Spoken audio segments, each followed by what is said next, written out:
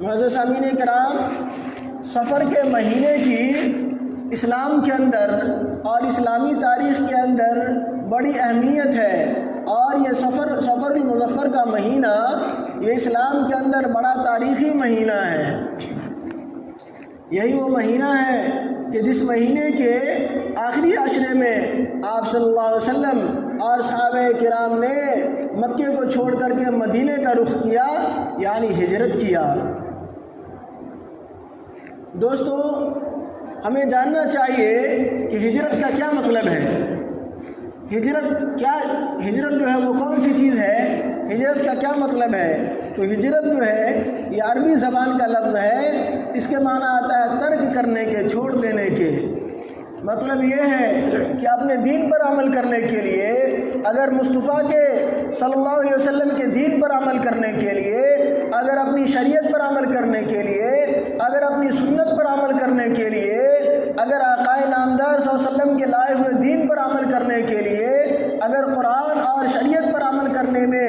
اگر اپنے ملک کے اندر رہتے ہوئے کوئی پریشانی آ رہی ہے، دقت آ رہی ہے، اور اپنے مذہب پر آدمی کھل کر کے عمل نہیں کر پا رہا ہے، نماز پڑھنے پر پابندی، روزہ رکھنے پر پابندی، حج کرنے پر پابندی اور زکوٰۃ دینے پر پابندی ہو مثال کے طور پر، تو ایسی حالت میں اللہ تبارک و تعالیٰ کی طرف سے یہ حکم ہوتا ہے کہ اب اس جگہ کو، اس دیش کو، اس ملک کو چھوڑ دینا ہے اور وہاں سے ایسی جگہ جائے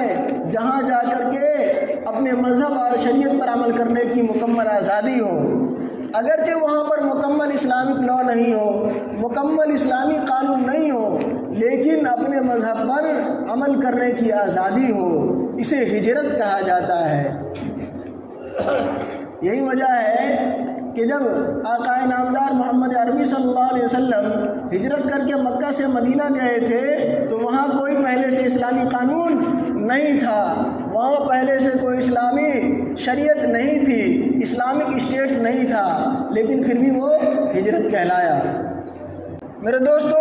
آپ سنیں گے تو آپ حیرانی ہوگی، آپ کو حیرانی ہوگی کہ آپ دیکھیے کہ وہی مکہ کے لوگ، وہی مکہ کے اندر رہنے والے لوگ جو محمد عربی صلی اللہ علیہ وسلم پر آج تک جان نثار کرتے تھے، اپنی جان نچھاور کرتے تھے، ہر وقت جو ہے قربان رہنے کے لیے تیار ہوا کرتے تھے،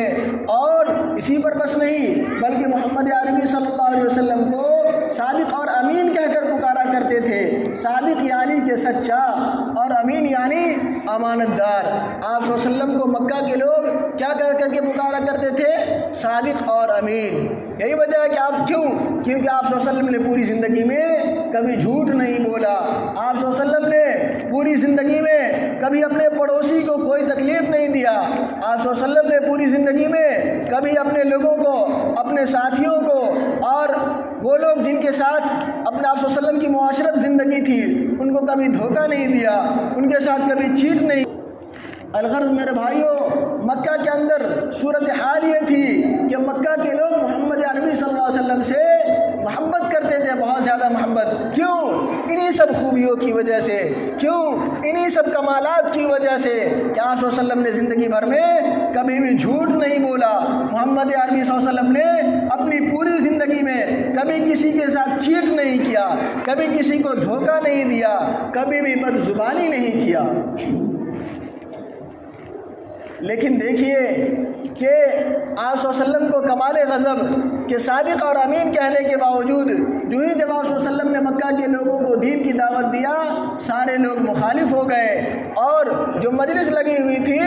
مجلس میں سب سے پہلے ابو لہب اٹھا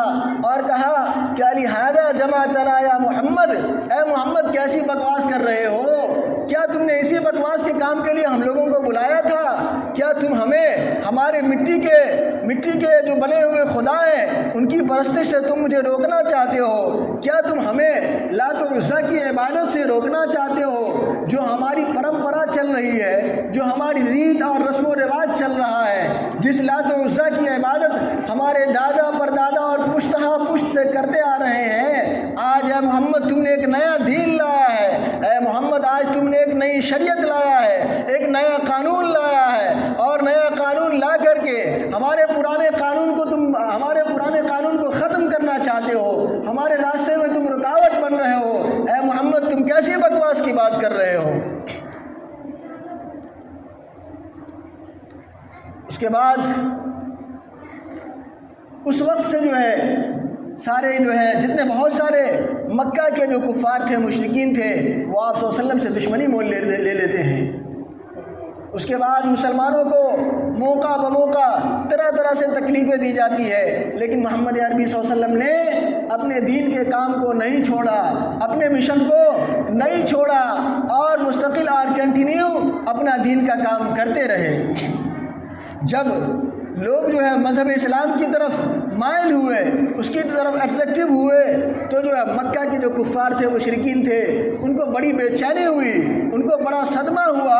اور بڑی بے اضطرابی کی کیفیت ان کے اندر پیدا ہوئی اور وہ گھبرا گئے کہ ارے آج محمد نیا آدمی آج نئی شریعت لے کر کے آیا ہے، نیا دین لے کر کے آیا ہے، اس کا مذہب کتنا جلدی آگے بڑھ رہا ہے، لوگ کیسے جو ہے پروانہ وار محمد عربی کے آستانے پر آ رہے ہیں، ان کے قدموں میں جان نچھاور کر رہے ہیں، کیسے خطرناک اندھ بھکت بن رہے ہیں۔ ایک جو ہے مطلب تھوڑا سا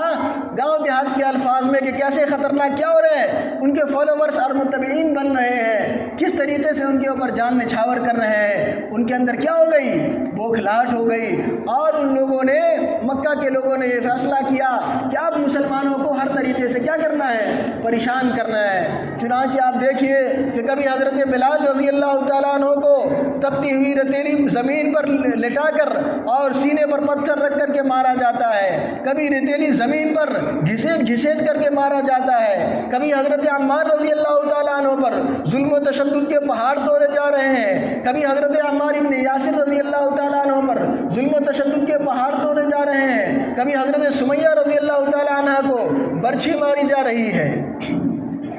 الغرض یہ کہ مسلمانوں پر ظلم و تشدد کی انتہا کر دی، مسلمان پریشان۔ صحابہ کرام رضی اللہ عنہم اجمعین محمد عربی صلی اللہ علیہ وسلم کے پاس آتے ہیں کہ اے محمد عربی، ہم کب تک جو ہے ان مکہ کے کفاروں کے ظلم و تشدد کا شکار بنتے رہیں گے، کب تک ان کے تختہ مشق بنے رہیں گے، کب تک یہ ہمارے اوپر ظلم و تشدد کرتے رہیں گے؟ اے اللہ کے نبی محمد عربی صلی اللہ علیہ وسلم، آپ رب تعالیٰ سے درخواست کیجئے اور کہیے کہ یہ ملک ہم چھوڑ کر کے چلے جائیں، یہاں سے ہجرت کر جائیں۔ چنانچہ اللہ تبارک و تعالیٰ کی طرف سے حکم ہوتا ہے اور سفر المظفر کے یہ سفر کا جو مہینہ ہے آنے والا ہے، اس مہینے کے آخری 10 دن میں، آخری عشرے میں اللہ تبارک و تعالیٰ کی طرف سے ہجرت کا حکم نازل ہو جاتا ہے۔ چنانچہ صحابہ کرام جو ہے چھپ چھپ کر کے اپنا وطن چھوڑ رہے ہیں، اپنا گاؤں چھوڑ رہے ہیں، اپنا دیش چھوڑ رہے ہیں، اپنا گھر بار چھوڑ رہے ہیں، اپنی زمین و جائیداد چھوڑ رہے ہیں، اپنے مکانات چھوڑ رہے ہیں، بالکل بے بس ہو کر، غریب الدیار ہو کر، بالکل فقیر ہو کر، کوئی پرسان حال نہیں، ایسی بے کسی کے عالم میں، ایسی بے چارگی کے عالم میں مکہ کو چھوڑ کر کے کہاں کا رخ کیا؟ مدینے کا رخ کیا۔ دھیرے دھیرے مسلمان مکہ چھوڑ کر کے مدینہ جا رہے ہیں۔ اس کے بعد ایک وقت آتا ہے کہ اللہ تبارک و تعالیٰ کی طرف سے محمد عربی صلی اللہ علیہ وسلم کو بھی حکم ہوتا ہے کہ آپ کا بھی وقت آ گیا ہے، آپ مکہ کو خیر باد کہہ دیں۔